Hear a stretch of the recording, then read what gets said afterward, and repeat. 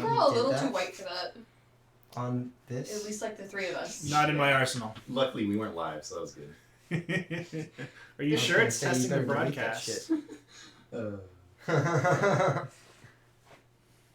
Well, it's working on getting out to YouTube right now. Should I post something in the general chat that we're going live? Yeah, go for it. Oh All my right, God. guys. Okay. Well, we are live at this point. Thanks you guys for coming here. I know it was a little bit last minute. Works. Yesterday, yeah, but it does the job, right? So today, Brett will not be able to be here. Don't know why, but so yeah. For you guys, this is Behind the Point. For anybody listening, this is Behind the Point. I'm the host, Michael. I'm your Turning Point Sac State Chapter Liaison, Casey. Hi. Social media chair. All right, we have Mark. And I'm a field representative at Turning Point USA. All right, and Phil. I'm Phil. I'm the Second Amendment chair for Turning Point USA at Sac State. All right, nice. So yeah, that is us. And then today, like I was talking to Phil earlier, we're just gonna go over what went on this week in Turning Point. If there's any other things you guys want to bring up, Phil, since you're our Second Amendment chair, we'll probably talk some guns. You'll talk about any other events you want to bring up, and yeah. So, how was our day? Still, you want to go into that? Oh, yeah, I was just asking you guys to get to know like how your days were. But, so how was your day, Michael? Shit. All right, moving on. Phil, how was yours? I That you guys good, went huh? to cigars. Mark and I went and grabbed a cigar at one of the local cigar lounges because there's not a lot of them. The one that I used to go to always was in Folsom, where I'm originally from, and they closed down a couple years ago over some politics and horrible renter conditions, stuff like that. So we tried a new cigar lounge. Spectacular cigars. It was so good. We paid for them. They were expensive, but they were really good. The issue that we ran into was, as we started talking politics, the one other person who was there was the owner of the cigar shop, and he looked like he hated us. So, Yeah. You don't have to look at the camera every time. It's just like Yeah, you that's talk to fine. us, And that's we fine. weren't talking really about anything too controversial. We were talking about gun laws and how negatively they affect people in California, especially. We talked about other ideas, but mostly gun laws, and Yeah. this guy seemed like he was not having it. I mean, we are in California. So. yeah, we did move on to mechanical engineering, which is my major. So I got to talk about making stuff, which probably went. I guess a lot of it goes over people's heads. I just have fun talking about really technical stuff. So sorry. I was trying to understand, and I sort of understand. Yeah. So I'm sorry if I talk about too technical at any point. Stop me if need be. Oh, that's fine. It's like I said. This is less of my podcast and more of going on with you today and Turning Point wise. Like Nothing really. I mean, I just had a pretty average Sunday, trying to clean up the house and get back to normal before this week begins. But it has been crazy busy with Turning Point. You know, we've got Sac State really happening this semester. UNR is doing really well too, and I've been focusing on Chico State University and UC Davis, and they seem to be doing a lot better than they have in the past. So, yeah, one of them almost shut down, didn't they? Yeah, So, yeah. but the goal is to have, a Sacramento State-like chapter at Davis, Chico, and UNR's pretty much there. I mean, needs a, definitely we have a lot of specific strategies we're trying to work on there, like voter registration. Kind of have a different area that we're focusing on there, but it's definitely a great chapter at UNR, and they're actually hosting Rob Smith April 1st. It's actually in the middle of Sac State's spring break, so I don't know if you guys will be there, but Dang, maybe. yeah. Proposal though, we should get Alex Clark. Who's Alex Clark? She's the host of Poplitics, which is it's like a Instagram show that she runs to talk about politics. It's like modern pop news with a conservative twist. I've seen her on Turning Point's page on Instagram. Yes. My Instagram is Knives, but I've seen her on Instagram. Yeah. Okay. No. That girl, it's like pink frilly conservative pop news. We should pull her and see if we can get her to talk about Taylor Swift, huh? About. Are you a big fan? Oh man. When she brought up Taylor Swift at SAS, I was immediately a fan of her. Honestly, you could still pull up the recording of when she was speaking at SAS and hear Michael go, "Whoa!" Yeah, she said something about Taylor Swift. Because I was all the way in the back. Like the very back right of the room. She talks just a little bit about Taylor Swift. You can barely hear it, but I was there. Nice. But yeah, no, we can bring in her. You've left your mark on the world, Michael. I have. Well, I mean, Forever be remembered. hopefully we could do it. We've got our plate full at Sac State. Maybe we could bring her to a different university like Chico. You can bring Alex Jones too. Yes. The man, Alex the meme, Clark, the Alex legend. Jones. Is there another Alex out there? Rodriguez. Good. What if we sent him pictures of all of the things at Sac State? Maybe. Dude, I would love some memes on campus. That's all I'm saying. Can I you voted. find I it? voted memes 2016. Okay. Yeah. No, the Great Meme War. I was a veteran of that. Yeah. But can we get Kanye? I mean, it's possible. question. Can we get Anything's Kanye to possible. lead a sermon? Will he auto-tune his sermon? I We're not hope. getting Lil Wayne. Oh, I man. can't stand bad intonation as a musician, so. Oh, man. Yeah, he's the subject matter expert on music right now. All right. So what I'm getting is next semester we'll have 2 speakers: Alex Clark and Alex Jones. That sounds like fun. I won't be here next semester. I finally get to graduate and go get a real job. Yay! Man, Yeah. getting a career job instead of like being in the army.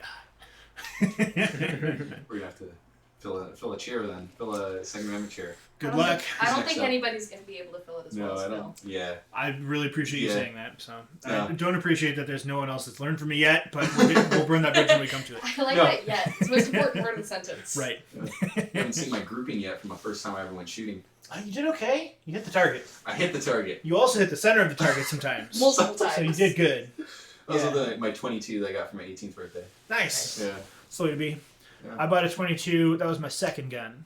My first gun was a Mosin Nagant, and Okay. my third gun, I went in to buy an SKS, and sitting next to the SKS in the rack was a M1 Garand. Okay. So I got a World War II era American issue M1 Garand. Oh, it's so Nice. good. I was So wondering good. was it Nagant?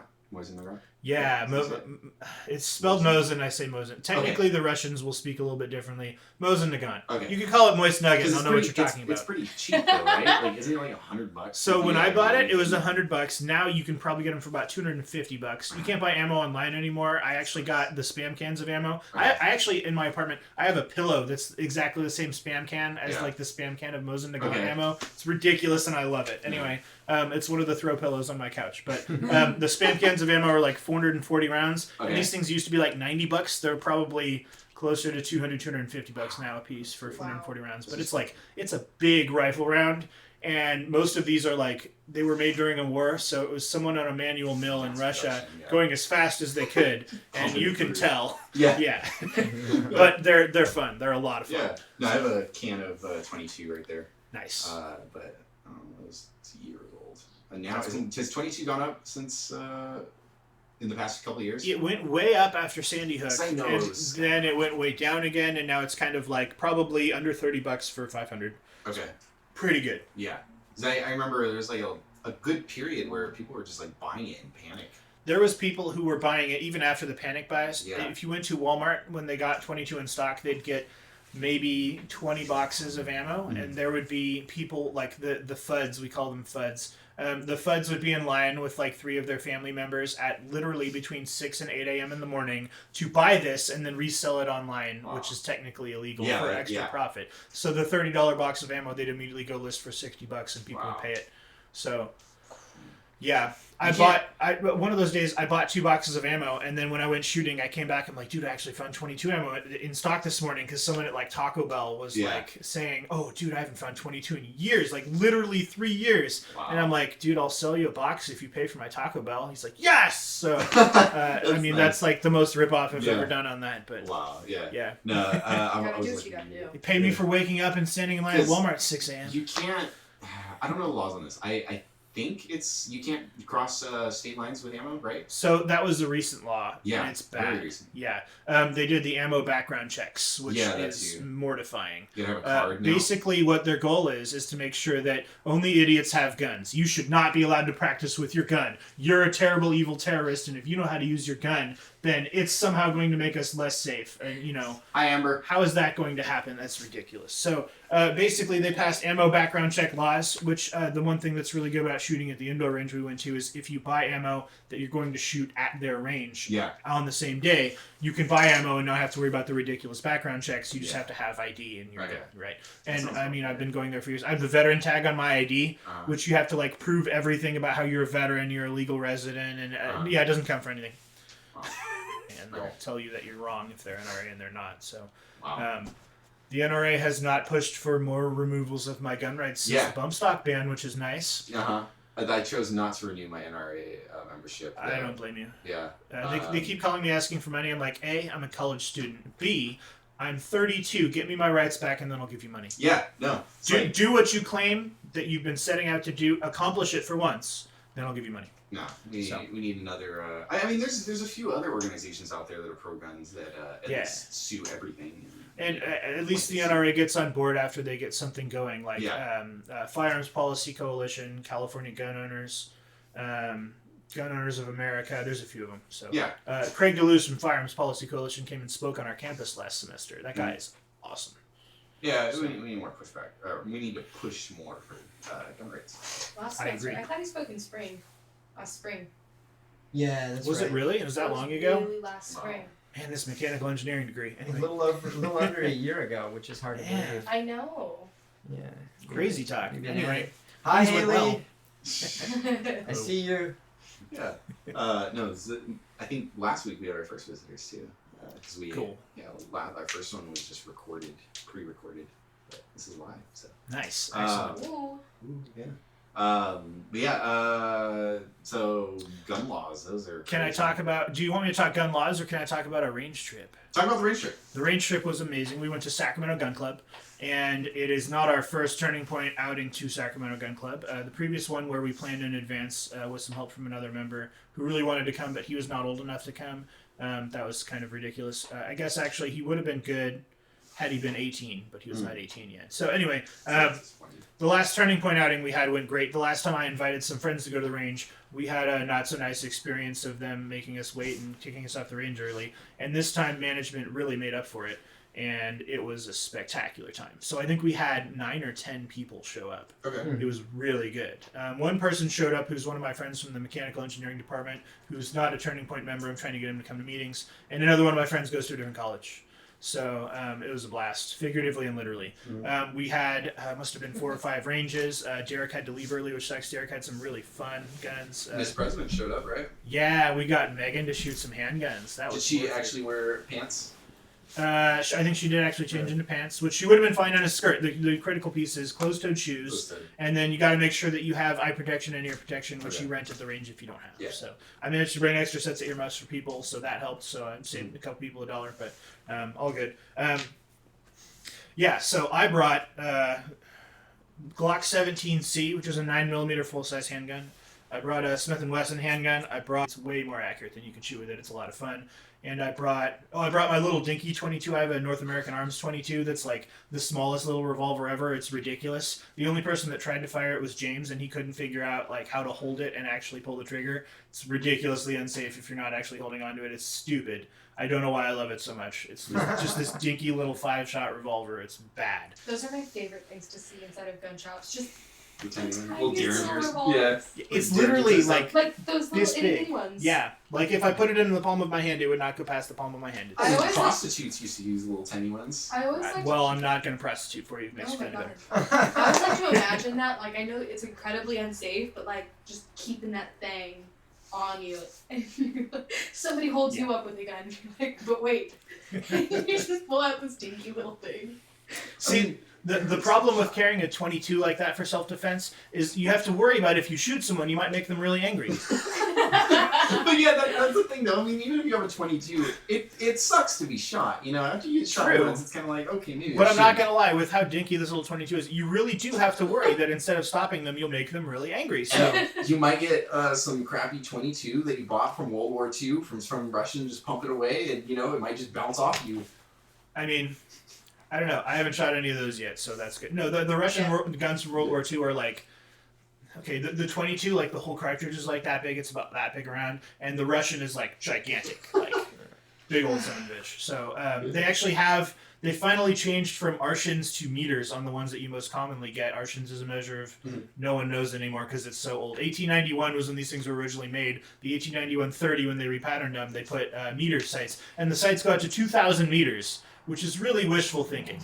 On what? On a Mosin Nagant. Okay. Right? Yeah. So yeah. if you set it at 100 meters and you put it to 300 meters, it's barely adjusting the sight. You can get hits with 300 meters with these things, no problem. You can set it to 2,000 meters, and your rear sight is like, That's you like a pick it mortar. up, and then you set the thing down, and then it goes like this. So you're holding like, it's Oh, absurd. yeah, it's just like a mortar at that point. Yeah, so the reason they did it originally was so that back in like Civil War era, where you have a line of people and like a group of lines of people, you'd shoot at people 2,000 yards away with that. That was their wishful thinking. Yeah. There's a whole huge group of it. Yeah, that doesn't happen. Archers. Yeah, it never happened. So it's just this ridiculous thing to play with. Anyway, so That's fun. yeah, I also brought my German Luger out, which has there's a dead Nazi confirmed on that one, which is the only reason I have it. I'm okay having a gun with a dead Nazi confirmed in my collection. The Nazi gun jams all the time, which is probably why there's a dead Nazi confirmed for it. But it was still really fun to shoot. It's this ridiculous mechanism where every time you shoot, instead of having a slide that comes back, it has this toggle that like recoils back. It's really goofy, but you shoot it and it jumps and then goes right back to where it was. I thought those guns are like generally reliable. Was it just that one? No, it turns out the magazines in them, like, okay, when the Russians made their gun, they copied the 1911, they copied parts from the Luger, they copied parts from a bunch of other stuff. So the TT-33 that they made in the 1930s, they learned from the Luger P08, originally 1908, in that they put the magazine feed lips into the frame as well as the magazine. So what it ended up with was the magazine is just this piece of sheet metal that they bent, and that's why mine keeps jamming, because you can't bend it back reliably enough to actually keep it from jamming. Yeah, so it just consistently doesn't feed the rounds into the chamber correctly when you have the thing go back, so it's still really fun to shoot, though. And it's nickel-plated, it's not an original finish, so it's bright, shiny silver. It's a ridiculous thing to break out of the range. So, Mark, you own a guns? I do, but unfortunately the laws in California are so crazy that I noticed that the guns that I had weren't on the handgun list that's acceptable in California. What kind of handgun do you have? Well, I've got a Glock 19, which is like the most standard Glock. Yeah. You know, it's just 19, 17, 9mm. Yeah. if you say I want a gun and someone says Glock 19, that's good enough. Yeah. Yeah, it's definitely a great gun. Yeah. So I had the Gin 5, which had not made the list yet, but it's almost exactly the same as the Gin 4, minus a couple of little bitty changes that you might not even notice. What's California's reason? I would like to speak about this because, as it turns out, California's laws are so absurd and they're so complicated and difficult. They are what we in the industry refer to as unconstitutionally vague, specifically to keep people from bringing their guns into state. In this case, Mark was always 100% legal to bring his gun into the state. Okay. It would never have been illegal for him to do so. Had he done it, he would have had to fill out paperwork and like serial number register to his current address, which whatever it is then is fine. And then he would have had to have it like whatever the $19 or $25 fee per gun is, you'd have to submit that. And you have to submit that paperwork to the DOJ with like a check or money order or something like that. Wow. But even so, like, how ridiculous is that, right? It's absurd. And it's so absurd that you didn't know that it was legal to bring it back. Yeah, And because I saw, okay, that one's not legal in California. It's not on the list. actually, Well, I know it is. I know it is, but Right. that was my impression. you cannot legally buy it from a gun shop here because they mandated that microstamping be put into all new guns that make the safe handgun roster. But naturally, police officers and the guns that police officers carry are exempt completely from the safe handgun roster. So the guns that police officers carry, because they don't have all these extra safety devices which make the gun less safe, they're not on the handgun roster, and they're legally unsafe handguns according to California state law, but they're actually more safe for California police officers to carry. Yeah. Yeah, that's exactly how that works. I've got a couple of others. So I had a Glock 42, which is 380. a 380, and that's it's great. It's a single stack. You could put it. I could put it in my pants right now, and you probably wouldn't know it's there. You have to really be looking. They're tiny. You know. Glock in your pants? There's a. Yeah, and the 19, you know, it's a lot. I'm some not people, happy to see some you people carry carry it. Some people carry the 19, but you have to be big if you're going to carry the 19. And 42 is more my size, so it was really a good gun. I used to, when I lived in Colorado, I had a concealed carry license. I'd take it everywhere I went, whether I was going to the grocery store, to the coffee shop, and no one knew. No one knew, and that's the thing. Like, and everyone was just that much safer because if anyone were to like, let's say, try to rob that store, that grocery store, that coffee shop, hold me up for crying out loud, well then I've got this awesome little 380 in my pocket that I can just pull right out. Oh my god, it's like it's faster than 911 or something. It really is. Yeah, did you know that the job of police officers is to enforce laws after they're broken? It's nice when they can show up to protect you, because they kind of have that as like this secondary thing that they're supposed to do but not required to do. But like, really they're there to mop up your brains off of the floor after things go wrong, because what's going to happen if we can't ban guns by standing on your grave? Mm-hmm. Well, and that brings me to this other thing, and Phil, you know a lot about this, but the 10-day waiting period to buy any gun in California is unbelievable to me, because let's say you're actually in danger. Let's say there is a gang after you, or there is someone in your life who actually just wants to harm you. Domestic violence. Perfect example. This has happened in the state of New York. Go ahead. So that's a real problem, because domestic violence, for example, let's say there's, the crazy ex, and he's coming after whoever he's coming after, and this person wants to arm themselves immediately. Well, this person cannot arm themselves immediately. They have to wait 10 days. Mhm. Well, there's a lot that can happen in 10 days. So that puts people who are in domestic violence situations even more at risk. And the problem with this law is, constitutionally, a law can't be challenged unless someone has been injured, right? Yeah. So these people, predominantly women in these cases, they might eventually be able to sue the government against that law to get it overturned, but the odds are they're going to be seriously injured or harmed or killed within that 10-day period. So they can't sue and say, hey, government, why did you create this law that harmed my safety, that enabled me to not protect myself, or disabled me from protecting myself? That's a serious problem. Phil wants I just to talk want to about clarify. This has happened on more than one occasion. I think it's happened either in Illinois, New York, or both, likely both. They said you have to wait between 30 days and 6 months to get a gun, because the woman had a crazy ex that was after her, and she applied for all the gun permits to go do it the right way. She started suing because she needed the gun earlier than that, and the guy killed her. Actually killed her because she couldn't get a gun fast enough. Had she have had a gun, she would have been fine, because the guy broke in and beat her to death or stabbed her with a kitchen knife or something. It's horrifying. So this is something that can directly affect you, and this is something that people have died over, which is even worse, right? And here's the other thing, especially if you've been out of state and you talk to people out of state, people think, oh, why don't you just leave California? Why don't you just leave Illinois? Just leave New York? Well, this is what Democrats are trying to make go nationwide. And I'm less Republican, I'm less pro-Republican and more anti-Democrat, because holy crap. Most of my politics were formed around all of the BS that I had to go through from just target shooting and owning guns, which is mortifyingly bad. So, I mean, if you start actually researching these things, you can find all sorts of examples of how these things aren't proposed to control crime.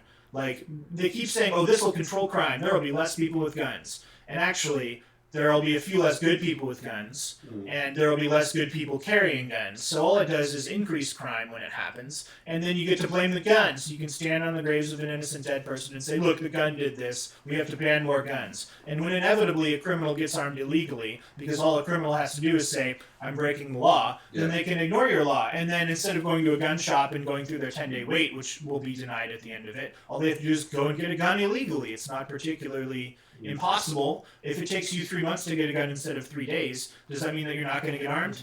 No. So here's the gap in policy that is the most important thing to remember here is we need policies that deal with criminals after they get armed. Because there's no law you can pass that will prevent criminals from getting armed. It doesn't matter how much you limit criminals from getting armed. It doesn't matter if it takes them 6 months instead of 6 days. It doesn't matter how difficult it is for them to get them. There will be people who disobey the laws. There will be people who find a way around them. It goes double when we have open borders, machines that cut metal, and more guns than people in this country. Well, But once you figure out the criminals are armed, you need something that deals with them after they have a gun. How do you deal with an armed criminal? arm yourself. You shoot them until they can't use their gun. That's it. So that means we need armed security and we need concealed carry. And if you don't want to carry your own gun to shoot a criminal, you better hope that someone else with a gun is there. And you better not be banning armed security from the places that are the biggest target zones so that you can stand on the graves of more people that you helped kill and ban more guns, because that's not going to help anyone. Yeah, I mean, just look at Australia. 20 some odd years after the fact where they're banning all guns, And what do they have?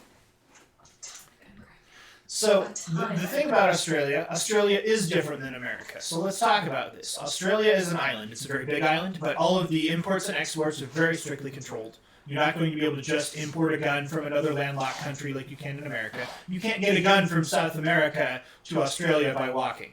You can in America, and that's really the difference. So Australia is an island. They've successfully registered guns for the better part of a century before they decided to confiscate them all. And after they registered guns, they did what everyone who registers all of the guns does, and they confiscated them. And now what they immediately had a huge spike of home invasions because they knew that no one was going to be able to defend themselves. The other problem they had was after their Port Arthur massacre, which, by the way, there have been multiple mass shootings since then. You can just look on Wikipedia to prove that one. You can look at every single source on that one. There's been multiple mass shootings in Australia since Port Arthur in, 96?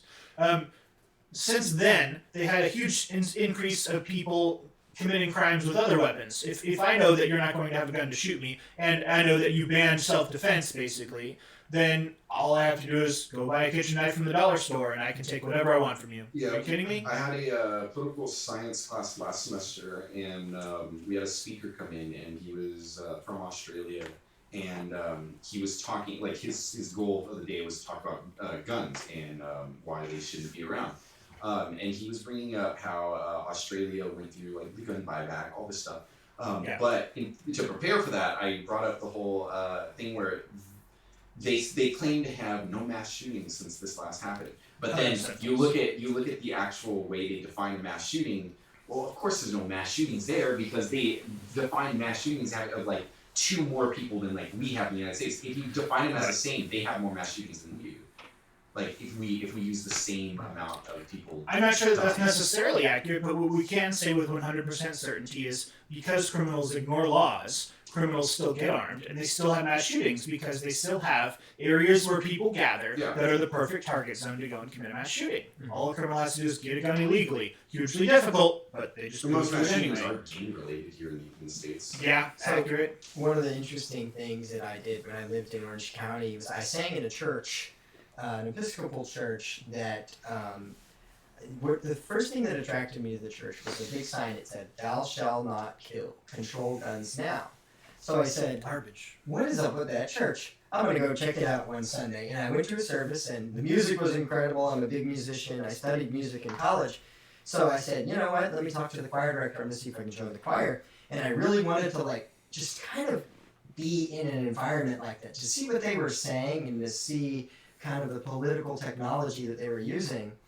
And, of course, they were very anti-gun. They were very, I would say, liberal-minded in the church. They did have a great message. I mean, it was positive messaging. But the funniest part about this church and all that I just said is they would preach no guns and confiscating guns, but they had armed security because they were in the heart of LA. They were right next to USC. So we literally had 2 or 3 people inside the church and one outside the church with guns on their hips while preaching to the congregation that people should not have guns while protecting themselves with guns. Now, that's just what's interesting to me. Like, of course, in a perfect society, I would love that. It would be great if we didn't have guns. It would be great if we didn't need them. It would be great if we didn't need them, yes. But I would still like to have them. At that point, it's just fun. But the Target shooting is fun. Target shooting is fun. It just goes to show that no matter how much you say, oh, we shouldn't have guns, you're still going to need them. And that's why they had armed security. And so it's so interesting to me to see something like that. And I had a great time in the church, no matter, like, regardless. And actually, they were open-minded enough to sit there and listen to my conservative ideas. I'd go out to lunch with these folks sometimes, and they would listen. They didn't agree, but they'd listen. And I was very thankful for that, considering it was in the heart of LA. Yeah. Yeah, I mean, moving to California definitely has been a culture shock. Just the fact that Phil said a second ago, what countries do before they register guns, first they register, then they confiscate. Well, Phil's saying that if I want to bring my guns in legally, I can, but I have to register them. Then what are they going to do later? Confiscate. What is the only use of gun registration? To know who has them. Let me come back. What is the only use of car registration? thought exercise. What is car registration useful for? You know who has cars? Tell you who's the what? Stealing money from the populace. Taxing your ability to have a car, Yeah. knowing who has a car, taking the car whenever you want. Yeah. There's three things that car registration is useful for. There's three things that gun registration is useful for. Knowing who has a gun, taxing an enumerated human right, which is a car is not because roads are publicly funded and you don't need to build a road to carry a gun, and confiscating guns. And you'll find that everywhere in the world, everyone who has registered guns has tried or succeeded in taking away guns, which is a huge problem. So, I have a quick policy question. sure. What do you think is the most egregious gun policy the Democrats have put in place? The ban on gun carry, followed by the ban on assault weapons. I think these are the tie. The ban on gun carry means that I cannot stop someone who gets armed illegally from hurting me. And of course, they don't want self-defense to be legal at all, the same way that all these other countries, Britain, Australia, etc., have had. And the ban on assault weapons. What is the actual definition of assault weapon? What is their definition? No one can put it into words. What is the actual definition of assault weapons? Something that you use to All assault of them. Yeah. Yes, all of them. All weapons, by definition, are objects that you can use to assault people. I have an assault Starbucks cup. That's a hard plastic thing. I could probably hurt you with that. That's all I'm saying. You can hurt the I don't know about the turtles. straw. Hurt the I, turtles. I can hurt the turtles with the straw, but yeah, that's really the issue. So here's the other thing. Let's go back to the Second Amendment. What does the Second Amendment say is the goal of the Second Amendment? I talked to Mark with this about this earlier. Close, but what is the goal in the Second Amendment as written? Protect the wrestling armaments, right? So, not exactly. As written, if we're just looking at the text of it, it says the security of a free state. Okay. It's a well-regulated militia being necessary to the security of a free state. The right of the people to keep and bear arms shall not be infringed. Okay. A well-regulated militia is something that is to be necessary to the security of a free state. Could that possibly be a militia that is necessary to the security of a free state? No. Context clues prove that it is the polar opposite of that. And basic English definitions confirm this. A well-regulated militia is well-trained, well-disciplined, well-armed, and generally battle-ready. So, a battle-ready militia being necessary to the security of a free state, the right of the people to keep and bear arms shall not be infringed. Guess what that means? There's no right of any militia to keep and bear arms. Service in a militia is not necessary to keep and bear arms. That right belongs to a group called, and I quote, the people. Right. And one interesting thing that you said, I'm that. you said English definitions. Well, if you look at the word regulated in Yeah. context of when it was written as compared to context of the word regulated Especially if you look today, at the context of well-regulated militia. Yeah, what they mean is to regulate you until you can only have non-assault weapons. Okay, the Second Amendment was not written for when the deer rise up and try to take my rights from me. Mad cow disease, you know? Yeah, about that. We have another question. So, Haley wants to know about the shoelace machine gun. Oh yeah, that was a fun one. So, Sounds like gibberish. we were talking after that. No, I'm not kidding you. This is the most ridiculous thing. James pulled up the picture of it, and he mentioned the rest of the story, and I'm like, oh my god, that's right. Okay, so the definitions of the laws are so ridiculous that a lot of people have gotten into the habit of writing the ATF and asking them if something is true. So in the case of the shoelace machine gun, the shoelace machine gun is, as an example, my M1 Garand has an operating handle, like the handle on the right-hand side. Every time you shoot, it comes back and then goes forward. Okay. So the shoelace, you make a loop Yeah. to wrap around the handle, you make a loop to go around the trigger, and then usually they put a little keychain at the end of it. So when you pull on the keychain, it pulls the trigger because it just wraps around, it pulls That's enough like the- tension to pull the trigger, right? Check this out though. After the bolt comes back, it loosens up that tension and then comes back forward. And then if you maintain control on it, it then shoots it again Yeah. when it comes back forward. Okay. So you get basically fully automatic fire out of a shoelace with two loops tied at the end. About 14, So- yeah. To prove that this was so ridiculous, someone paid the $200 tax and registered a shoelace as a machine gun. A shoelace is by federal law a firearm that is regulated by the National Firearms Act of 1934 with a $200 tax paid on it. Okay, it says, no, this is the actual document here, the 2004 shooting for Mr. Brian A. Black. Absolutely ridiculous. Okay, it says, as you may be aware, the National Firearms Act defines a machine gun to include the following. And it's like, what does it include? Yep. And in bold, it says, any part designed and intended solely and exclusively, or a combination of parts designed and intended for use in converting a weapon into a machine gun.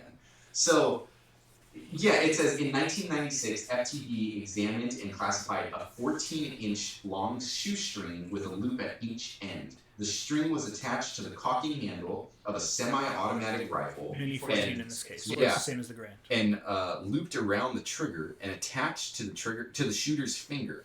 The Yep. device caused the weapon to fire repeatedly until finger pressure was released from the string. Because this item was designed and intended to convert a semi-automatic rifle into a machine gun, FTP determined that it was a machine gun.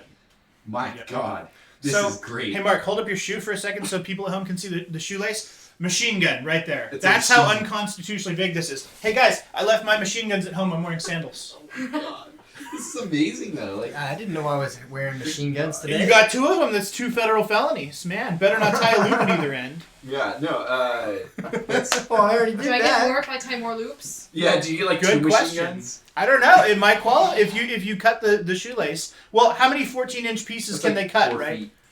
So I mean, this is the problem. The gun laws are so ridiculously vague, and there's only one set of people who can interpret them. That's the Bureau of Alcohol, Tobacco, Firearms, and Explosives. That You have to seems a write lot. in. They have to make an interpretation, or even if they don't make an interpretation when you write in, they That's- can just arbitrarily rule later. No, the law means the opposite of what it says, and your shoelace is a I feel machine like this gun. is some shit for Because it was after Yeah. 1986. That is a guy with the federal firearms license to deal machine guns to police officers and militaries. Who's the poor fucking ATF dude that just sat there and was like, I guess we gotta fucking regulate We gotta do shoestrings it. That's now. exactly the Like, issue. So if I have enough shoestring for precisely Please don't brag about your machine guns. 2.5, Yeah. can I get 2.5 felonies? Or Maybe. would it be rounded up to 3? Would it be rounded down to 2? Like, Don't know. can I tie loops and like call the It's a ATF and fucking figure it Do you know out? who Per knows? inch. The ATF. Do you know when they rule? After they decide to arrest you. God. That's how our laws actually work in Free this country. healthcare. So I want to come back to this Yeah, because person. that same thing, Sometimes. it turns out Free sex. the You're NRA told Donald Trump after the Vegas shooting, you should have your ATF look and see again if the bump stock is a machine gun. And it turns out the bump stock works by, there's a little Yeah. thing on the left-hand side, your action of your gun, including the trigger, will move forward and back, and there's a thing on the left-hand side so that if you put your finger through the trigger guard, your finger holds that, and when you pull forward with enough pressure to pull the trigger, Yeah. it pulls the trigger, the recoil of the gun pushes it back, and then if you pull forward with the right amount of pressure, it just keeps shooting, and you get basically simulated fully Yeah. automatic I fire. remember the first time I found out about bump stocks was, you might remember him, FPS Russia. Yeah, That absolutely. dude, Kyle, yeah, he, I remember watching that. I was like, oh, that's pretty cool. Didn't think Yeah. about it until like years later. It popped Right. up and was like, holy shit. Yeah, damn.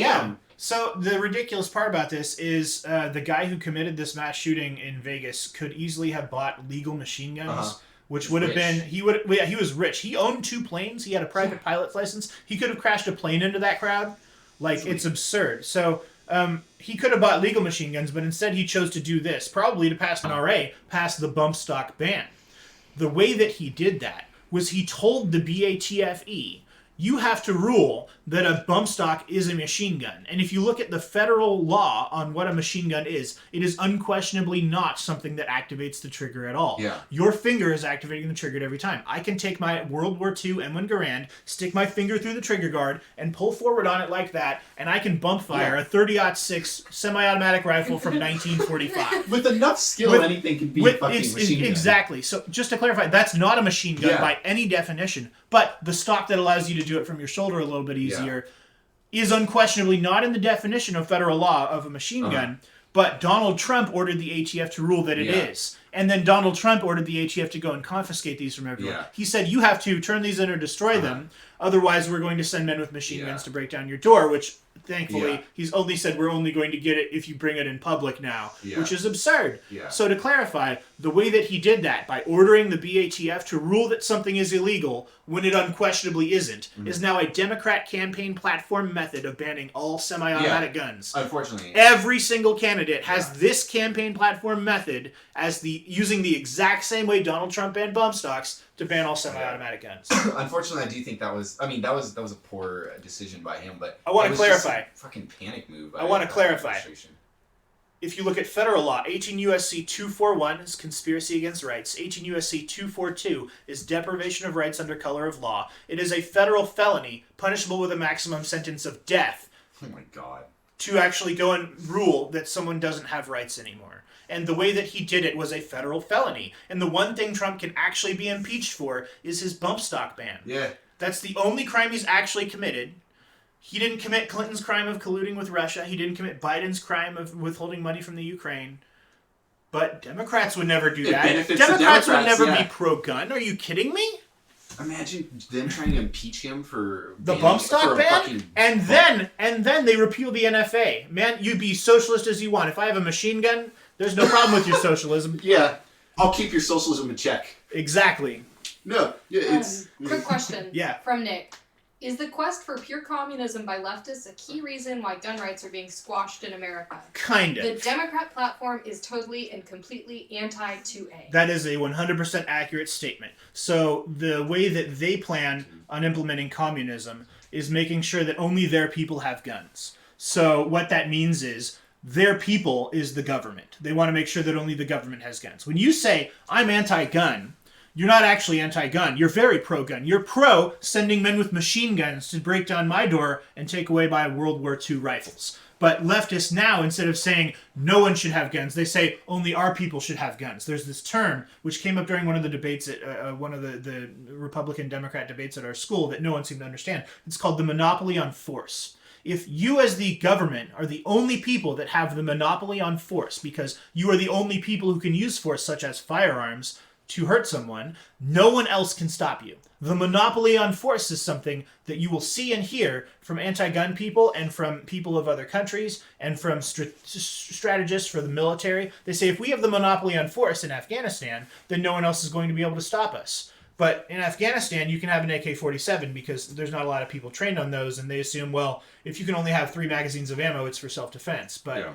that's exactly the issue. So, to clarify, it is not a quest for pure communism to ban all guns. It is to ban all guns from people that are not communists, which is exactly what they're doing. Good question. I do have another question for you guys. Sure. And then yeah, so I mean, I own a Ruger 1022. I got for my 18th birthday.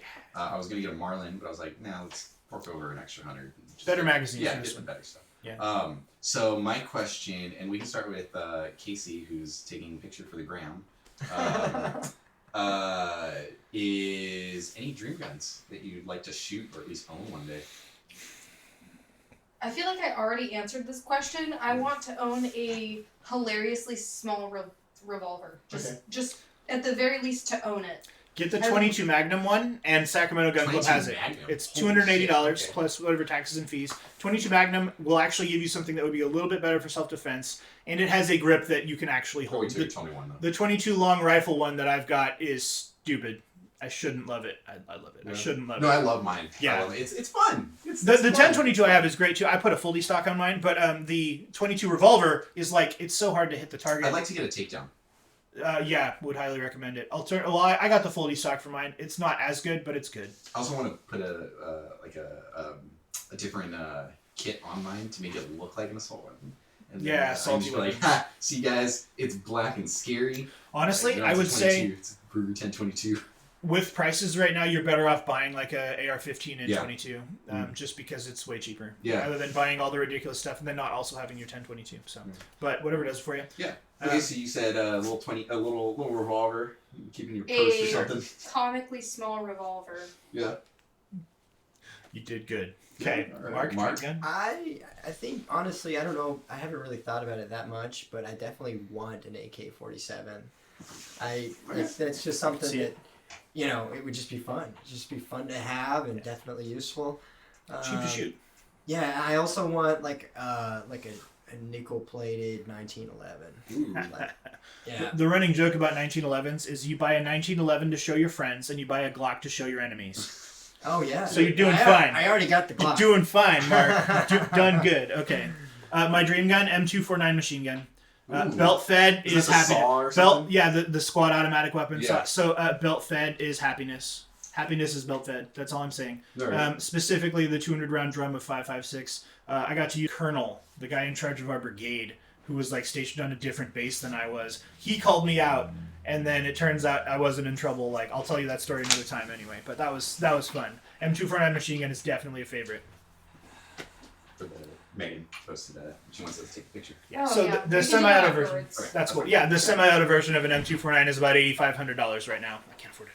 8,500. Oh, semi. Okay. Semi-auto. Because I know like the cheapest automatic just weapon is like plus 10 grand, right? So if you buy like a Mac 11, the type Yeah. of thing that I could, if I have manual mill and manual lathe, I could make it for about probably $70 in metal. Yeah. I could buy it. The semi-auto versions are about $300 to $400. The fully automatic versions are easier to manufacture than the semi-auto versions, so they'll be $300 to $400, and they're now worth between $4,000 and $8,000. Okay. Those are the Yeah. cheapest ones. It's like a Mac 11, Mac Okay. 10. See, Machine gun. my two, Machine I pistol mostly gun. have just two dream guns.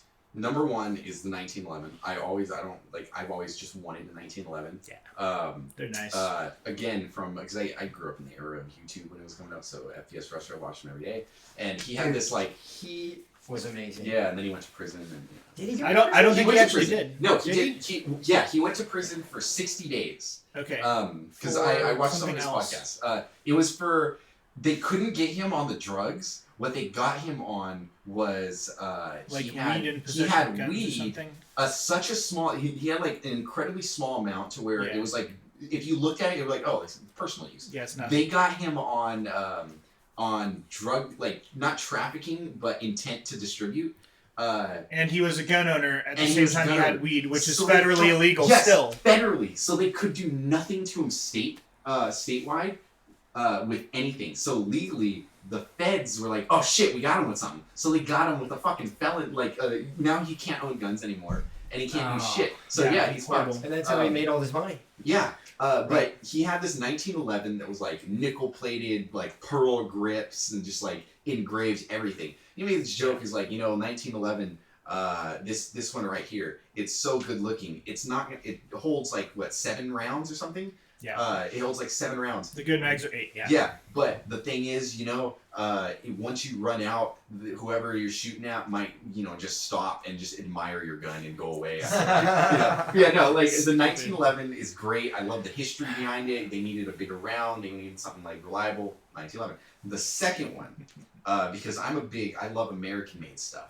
The second gun I would love to own one day that will forever be impossible for me to own is just straight up M16. I just want a pure M16 automatic. Auto or burst? I would like an auto. Okay. It's more pure. I've shot both actually. I was Yeah. issued both. I was actually in my helicopter mechanics school. I was issued the M16A1 with a triangle handguard that had the giggle switch for full auto. All the rest of the M16s I got issued were burst, 3-round burst. So, Okay. 3-round burst is fun. It makes a very distinct noise, which is like if you're in trouble and you load your rifle and just everyone's gonna come running. So. Okay. Yeah. But yeah, the auto ones, they don't sustain fire for a long time because they get way hot. So like the 249 machine gun is made with very different parts inside there to actually handle the heat of it. But Yeah. they're still really fun. M16, my favorite weapon of all time. So you it's want the great. full auto just to have fun, essentially. Just so I can say I own a real, authentic Giggle M16. switch. Yeah. Yeah. No. Just giggle switch. Yeah. Yeah, but exactly. If I were to somehow own one, I'd have to get it before what 76? 86. 86. Okay. So they're about $20,000 now. Yeah. Upwards of $30,000. Just the depending lower where you is go. like 15, right? Holy So moly. usually it's more than $15,000. Yeah. As it turns out, there was this thing. The coat hanger machine gun is the other one to look up besides the shoestring machine gun. Okay. You can bend a coat hanger and fit it into an AR-15 the right way, so that when the bolt carrier comes forward, Yeah. it trips the thing that holds the hammer back, but only after the bolt has come all the way forward, and then that releases the hammer. And it is legally a machine gun. It is a bent piece of coat hanger that you use 2 pairs of pliers to bend a coat hanger, Yeah. and some people actually have them registered with the tag on them, Uh, which is even more ridiculous. So What I also, yeah, pliers. I'm ready. Yeah, I mean, there's coat hangers, there's shoestrings, there's pliers. We're just breaking the law here, right? Oh my God. and then one thing I also like, because we have like 10 minutes left. One thing I wanted to bring up though, Sure. at least while we're still on the topic of guns, we'll switch over to like turning things up. Is really quickly, where are we at in the nation or at least the state when it comes to the what is it, like Hearing Protection Act with the silencers? Yeah, Trump shut it down.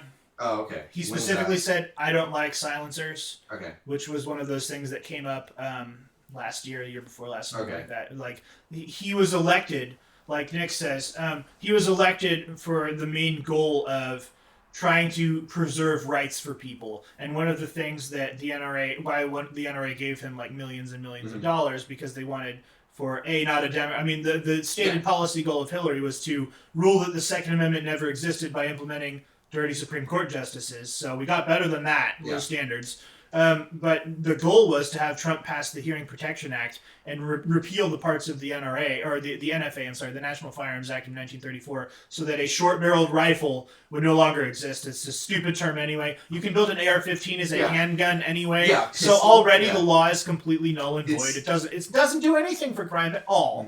And then repealing the Hearing Protection Act, in most countries, if you can own guns, you're supposed to have a silencer on them. In some European countries, it is illegal to hunt without a suppressor on the front of your gun because they don't want you disturbing everyone with the noise. Yeah. And in America, in the 1930s, they banned them specifically because they don't want you to be able to have them. Now, that being said, the ban was a de facto ban, meaning a $200 tax in 1934. That number has never changed. Damn, $230. So one of my old Army buddies in Oregon just got his second suppressor with the second $200 tax. Okay. And he says, man, you got to make the trip up to Oregon and buy whatever the muzzle device is to quick attach. Like, you got to try this thing. You can do that with like oil cans, too. So that you're supposed to register the $200 tax as well. Yeah, the little piece, right? I've got a question. All of it. It's you have to register a fucking oil can? You have to figure out what the ATF definition is and see if they're going to change it tomorrow after you get arrested. So the term silencer, let's talk about that. That is a legal term. Yeah, that's illegal. Yeah. Realistically, calling it silencer, they don't really make your gun silent. Reducer. Yeah, if you put it on an M16, for instance, it'll go from ear-splittingly, like, destroying your eardrums loud to still loud, like, much louder than you would need for hearing protection. Like, hearing protection, you want it to be 85 decibels on down, and it's more like 120 decibels or something like that. So it's still really loud. It's still really loud. Like, no, yeah. It's like, ridiculous. I guess actually it's probably the other way around. 85 is for constant noise. So it's still it's exponentially more loud than it is supposed to be for, you still need hearing protection with most suppressed guns. Yeah. So. You need but I've always wanted to try like subsonic, like 22 with a fucking beefy suppressor. Any handgun, subsonic, all 22 is subsonic through any handgun, and I've shot them. It's really fun. Yeah, I shot them in Texas. I feel like it'd be super silent. It's like like the action of the gun makes about as much noise as the report of the gunshot. It's pretty nice. So. But yeah, I'd be screwed if someone tried to break in here because my 22 is all locked up. It would take me a while to just. 22 is you probably. Why is it locked up? I just never like unlocked it Well, I mean, I did unlock it a few times, but it's just like I just threw it in my closet. Do you clean it at least? I cleaned it once since I got it. You should clean it after every time you use it. Yeah, I've only shot it once. Okay. Did you clean it after you shot it? Like months later. Okay, at least you cleaned it. Yeah. I still gotta clean it. It's a 10-22, it's probably still gonna work. Yeah. I cleaned my parents have, my mom has like this Russian shotgun called like the Baikal. Baikal. It has a magazine. Oh yeah, those are fun. It's a 3-round magazine. That's dang. Yeah, the ones they're making now are basically an AK chambered in 12 gauge. Yeah. It says like Russian assault hunting shotgun on it, on like some manual or shit like that. Yeah, there's certain laws on how they have to import it, and the ATF hasn't ruled whether you are manufacturing the gun or not when you add a different grip that's made in America or something like that. So if you like convert it to look regular, like grips made for hands, specifically for human hands, then they haven't ruled whether or not that's illegal or not yet. I mean, yeah. I've seen this one. I've seen it once. It was like a pair of a pair of testicles that go on the end of like a handrail. It's so bad. Foregrip. I've seen that, and that also that's like illegal in California, right? It is. That's the other thing. So having a vertical foregrip, a vertical pistol grip on a handgun is illegal, and you need an AR-15 pistol. So someone actually wrote into the ATF and sent in a pair of these like balls grips. Yeah. And they asked the ATF, is this a vertical foregrip under the National Firearms Act? Or is this not a forward vertical pistol grip under the NFA? And they actually had some poor bastard have to say, no, when you grab it, it does not meet the definition of vertical foregrip. You can have balls on the bottom of your AR-15 pistol. Legit, they're paying somebody to There's like veins in it. You cannot unsee this. It's so bad. Just throw up now. It's fucking amazing. Are you pulling up a picture? Oh dear God! Don't look. Just close your eyes. Once you see it, you can't unsee it. Don't do it. Oh, I there kind it of is. want to see It's it called anyway. the Gunstickle. The Gunsticles. Oh my god. Please don't. Is it worth looking at? No. No. Mark. This isn't even like the. You know you're gonna look it up later when you're not on video I know. anyway. Oh, it's You Oh, see that's it. horrible. Yeah, no. It's horrible. It's like truck nuts, but for a gun. Oh. But it's a grip. Honestly, yeah. So specifically, it's made It's a so you grip. grab them. Just grab 'em by the nuts, Oh. Okay, Oh. Yeah. the way you were describing it makes it sound like it was going to be worse. No, yeah. Fit it on a rail. No, this is the tac stack. So bad. Tactical. Yeah, it's a tactical stack. Tactical. Tactical. Oh my god. So bad. No, Anyway. it's great though that people actually sit there like, how can we fuck with the ATF today? All right. Hey, before we change the subject away from 2A, I want to bring up one hugely important point about Australia's gun confiscation, and then go back to teach gun safety on here. Everyone who's been shooting with me, you better be able to recite these by now. Anyway, the Australia gun ban, they spent more than $500 million confiscating less than 650,000 guns. Wow. There were more than 650,000 guns purchased in California last month. And you can just make these fucking guns to sell to them at the buy-ins, right?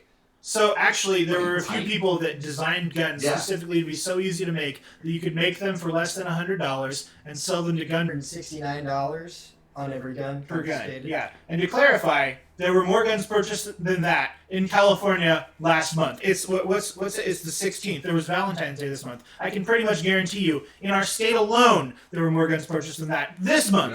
And the month isn't even Somebody over. probably bought their Valentine's Day girl a little 22 revolver. They had really little good palms to sales. carry around, Yeah. Oh, that's the other thing. One of the things we did at the range was we shot my ridiculous pink 38 special, which Oh, that's Yeah. amazing. the only Hogue grip they had, the really good grip for it, the only one they had was pink. And I'm like, well, I'm big enough where if I pull out a pink gun, hopefully they'll just run away and laugh. Like, good enough. That way I won't have to shoot it. Well, That's great. we made Megan shoot it, and she almost dropped it. It's so bad to shoot a small frame gun. And if you shoot the same thing out of, like, okay, my buddy showed up with a 6-inch barrel 357 Magnum, and she shot full power 357 Magnums out of it just fine. But you put the 38 Special, the slightly lower powered 2-inch barrel thing out of this ultralight, it's ridiculous. My hand has trouble holding this. It hurts me to shoot this. And this is something that people recommend to small women. They think, oh good, it's pink, it's small, it's great. Yeah. It's garbage. Do not buy a 2-inch barrel 38 unless you're my size frame and you want to learn to shoot something that's really hard to Shoot shoot. like a pink 380 or something. That's Why is a it little- 380 it doesn't have to be pink. But a Because 380 it's Megan, she'll like. a 380 is a Liberal little norms. but I'm Anyway, just kidding. okay, and also NRA gun safety rules. If you guys ever come shooting with me, I'm going to make you repeat these. I just want to use the All right, NRA's ones let's because go. I know they have standards-based training. If you want to get professional training, at least the NRA does gun training the right way consistently, and you will learn a lot. But the NRA's gun safety rules. Rule number 1. Okay, I'll start with the word always. Okay, always keep the gun pointed in a safe direction. Always keep the gun pointed in a safe direction. Good. Now, if the gun is loaded, does this change? No. Have you ever heard someone say, "Always treat a gun as if it is loaded"? Yes. That's not a gun safety rule. Why? How do you always treat a gun as if it is loaded? Always. Point it in a Always. safe direction. Bam! Exactly. So if you always keep the gun pointed in a safe direction, it doesn't matter if it's loaded or unloaded, always keep the gun pointed in a safe direction. Always treat it as if it is loaded applies because it doesn't matter if it's loaded or not. Don't point it at someone. It's not funny haha to point a gun at someone and then suddenly half their head is missing. We're not going to play that game. That's not the game we're going to play. That's all I'm saying. I know Okay. it's a very real fear, but I was not expecting that. It's not the game we're playing. Okay, so rule number 2. Always keep your finger off the trigger until ready to shoot. That means that after you're pointed at the target, then you can put your finger on the Megan trigger. fucked this up at Mark's party. Always keep your finger off the trigger until you're ready to shoot. Good. Megan fucked that up pretty bad at Mark's party. Everyone- Nobody has trigger discipline Oh, here. no. He was like, "Here, take the revolver from the Oh, holster." no. Megan just goes, "Huh?" Just Oh, like holding it no. like just like that from the fucking just right. And I was just like, Stop, "Megan, stop, stop, no." stop, stop. We're going to force Megan to repeat the guns. She got there late. We made everyone who showed up early. They can all now repeat it. So many of the people who are watching this will be able to repeat these. I want everyone to be able to repeat these. Even if you don't own a gun, knowing gun safety is incredibly important. They should mandate that you know this at school. Rule number 1. Always point your gun in a safe direction. Yes. Rule number 2. Always keep your finger off the trigger until you're ready to shoot. Yeah. If you don't press the bang switch, it doesn't go bang. It's not hard. I promise. Just don't touch the bang Most switch. people pull a shoestring. Well, Depends on what the ATF is ruling today. Okay. Rule number 3. Always keep the gun unloaded until ready to use. Always keep the gun unloaded until it's ready to use. Thank you for actually repeating these back to me. You're welcome. We specifically make this extra awkward so that when you're put on the spot and you can think, I don't ever want to do that again. I want to know them the right way. Good. Know them the right way. Okay. If the gun is in your safe, have you broken? It is loaded. Have you broken rule number 3? Why are you keeping your gun loaded? In your safe? Mm. Is it ready to use in your safe? No. You're breaking rule number 3. You pull it out of the safe and you point it at yourself and it catches on something in the safe. You shot yourself in the head. All 3 rules. All that of you the told us. rules. Yes, exactly. And you're dead. And you're dead. So that's the goal, is not to die. So we have to not die in a gunfight. And first we have to make it to the gunfight to not die in the gunfight. So, okay. Rule number 1. Always point your gun in the safe direction. Good. Rule number 2. Always keep your finger off the trigger until you're ready to shoot. Rule number 3. Why aren't either of you saying this with me? Yes. Say Rule no. number 3 Yes. is never keep it loaded until you're ready to shoot. What do all the rules start with? Always. Ah, good. Sorry. Always keep the gun Always unloaded keep your gun unloaded until ready to you're use. ready to shoot. Okay. If I have a gun loaded in my pocket, I don't right now. If I have a gun loaded in my pocket, You're in doing my something holster, wrong. am I breaking rule number Yes. 3? No, it is ready to use in my pocket. Oh, because okay. But if it's behind 3 padlocks and a key padlock and a thing, it's not ready to use. It's just not. You can get a quick access gun safe. Highly recommended. I have one at home. Is it just Mine the has 2 3? shelves, but what? Just the 3 rules? We're going to the 3 are the most important. But rule number 4 is always know your target and what is beyond. Always know your target and what is beyond. So obviously, if you're picking a spot in the woods and you're shooting at some dirt, your own gun, you're shooting at them, and you're not paying attention as, oh, they're running this way, they're running this way. Oh, sorry, Michael, sorry. That was It a applies problem there, too. recently with some cops on the freeway at With some- any Using cops ever. human shields. So- Human shields. They in killed Florida- a UPS driver or some shit. Yeah, in Florida, after Florida Man started shooting at cops, the adventures of Florida Man are not good. Anyway, Florida Man started shooting at cops, and the cops decided to use civilian cars as cover.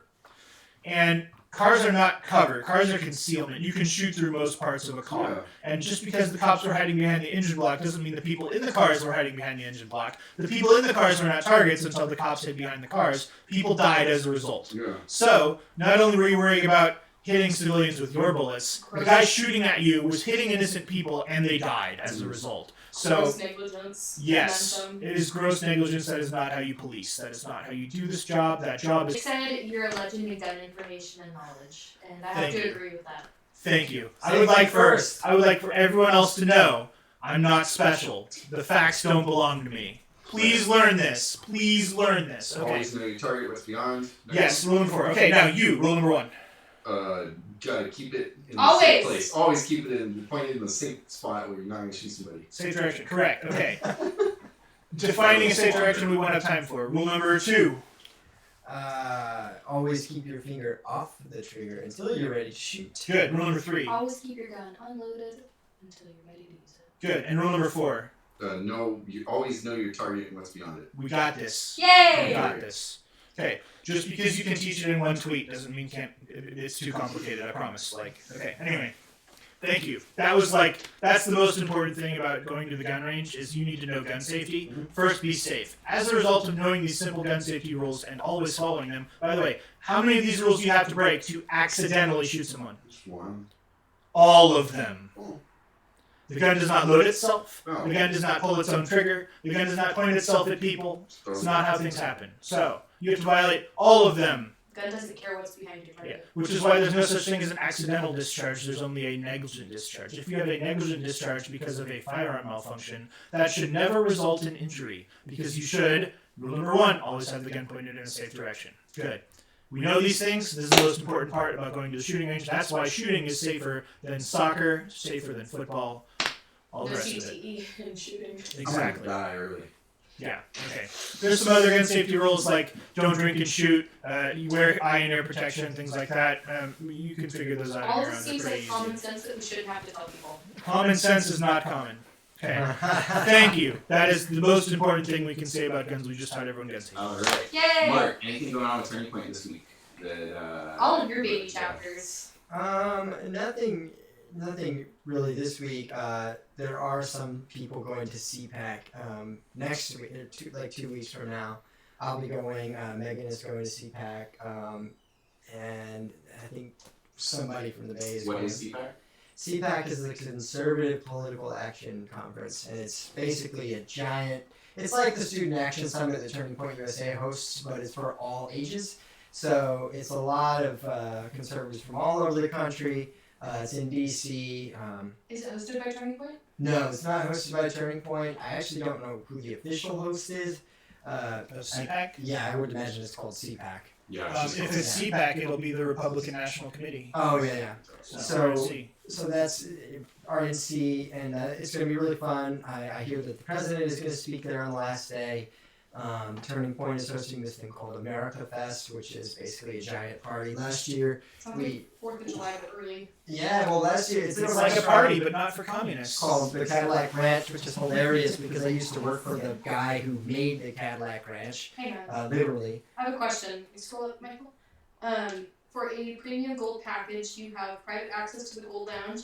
You have dedicated staffer during conference hours. You have priority reserved boxed seating and early access lines. Hang on, I'm reading this.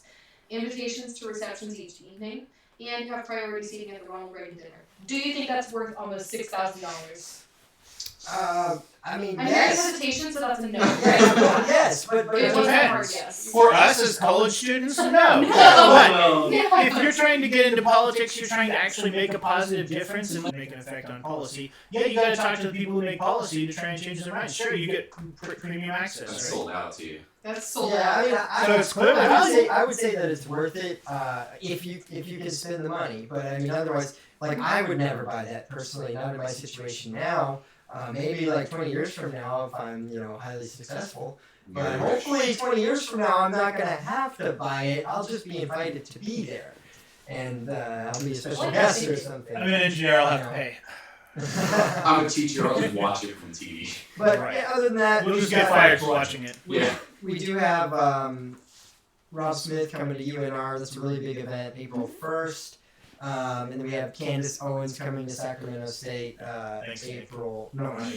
April, May 6th. And if anyone here wants to buy VIP tickets to that, we are still looking for people who are interested in that. So feel free to send us an email at tpusacsus@gmail.com if you have any questions.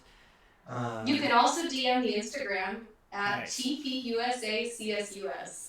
That is probably the most quick way of getting a hold of anybody. Absolutely. Do we know, are we going to have a meet and greet at the end of it the same way we did after Dave Rubin? Not sure. We are. We specifically had the ability for people to stand in line for pictures, and we gave the VIPs a couple extra minutes. So We are going to have a VIP meet and greet for Candace Owens and a book signing there because her book will be released by then.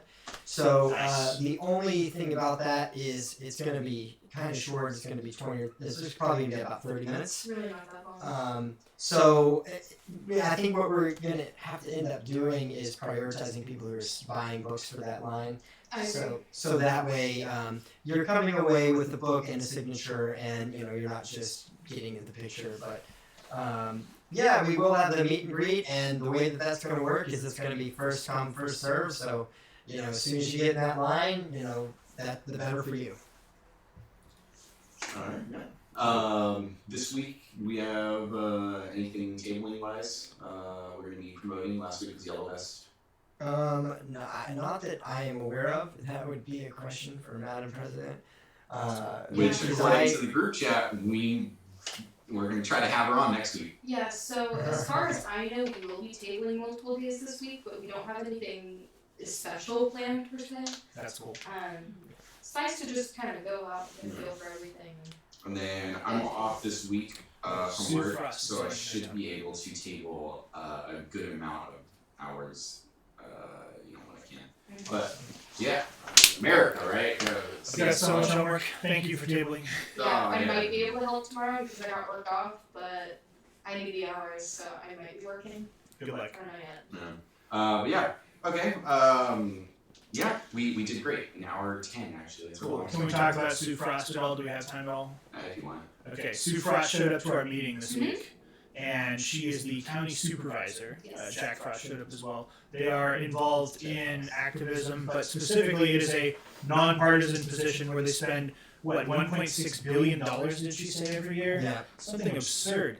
All of the county's spending gets routed through the county supervisor, and I guess there's more than one county supervisor, there's more than one county, so I don't know if there's more than one county supervisor for our county or how that works exactly, but Sue Frost does huge things, and it's a nonpartisan position. It's not about Republican versus Democrat. It's about, are we spending our money the right way? And it doesn't matter who you are, you can objectively look at things and say we're not spending our money the right way on a lot of things. And she mentioned how the state has a lot of earmarks for things, meaning that the state will give the county money and then say you can only use it for these things, which is kind of ridiculous because, like, what if we want to actually fix our roads with that gas tax money that you said was for fixing the roads, but we can only use it for building the bullet train that no one's ever going to ride?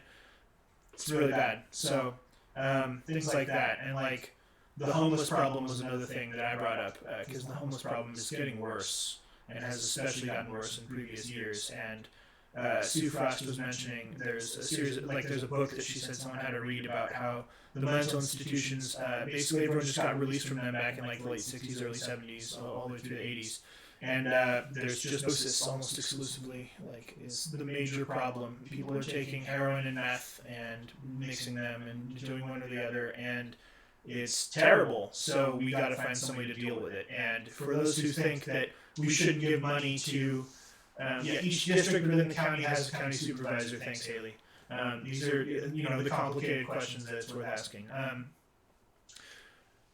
If you're a fiscal conservative, you should be thinking, why is my tax money going to someone who refuses to take care of themselves? And at the end of the day, what we have to realize is it's more expensive to deal with all of the problems these homeless people cause than it is to just house them.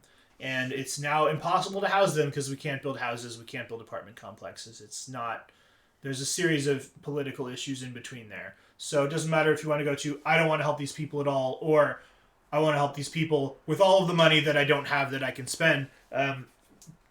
Even finding the balance, we still have problems that we have to overcome on both sides of the aisle, specifically in a position like Sue Frost's position that's not on either side of the aisle. So she always has some really great insight into what's going on, and I love listening to her talk.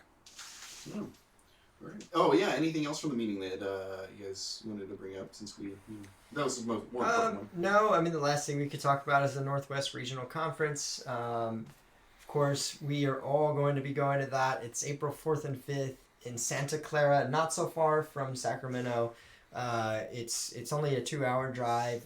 We're going to have lots of big speakers. I know Charlie Kirk will be there. We haven't really gotten our speaker list yet because it's quite a bit out, but that's going to be really important. It's virtually free to go to. Really easy to sign up. Just go to tpusa.com/NWRC for Northwestern Regional Conference.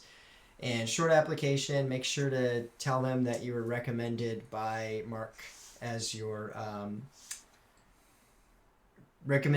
so that you will get basically an automatic acceptance to the conference. Cool. I got accepted, and I didn't even include why I should go. Nice. Well, I mean, it's easy to be accepted when you're the face of Turning Point. what made you the first of Turning Point? Face of Turning Point. His face getting The used ad- for an ad. Yeah, Yellow for vest and Oh, an ad. At I least noticed twice. that. At least Yeah. twice. At least twice. It popped up on my feed too.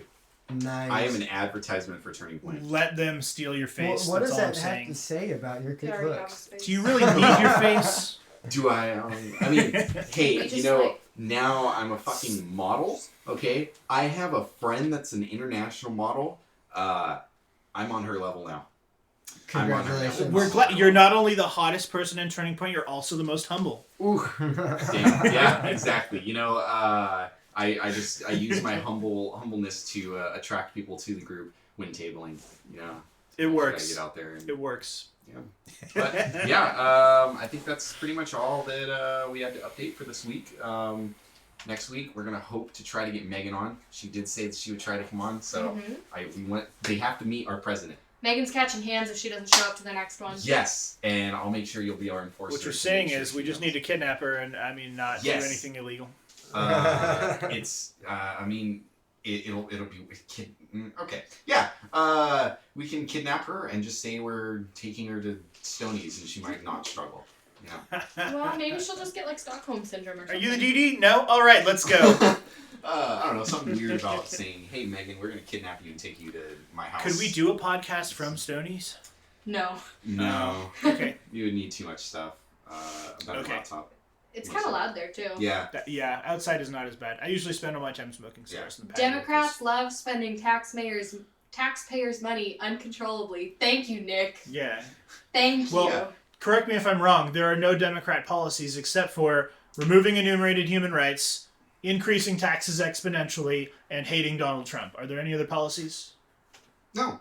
All right. Well, we'll wrap it up there. You want to go ahead and introduce yourself one more time for them? I'm Phil. I'm the Second Amendment Turning Point rep All right. I'm Mark, and I'm the field representative for Turning Point USA in this area. at Sac State. Yeah. I'm Oh, he's this Casey. area. I'm the social media chair for Turning Point's chapter at Sac State. All right. And I'm your host, Michael, liaison for this chapter of Turning Point. Thanks for tuning in. We'll have another show next week. Thank you guys for coming on late notice. Thanks for having us. It was actually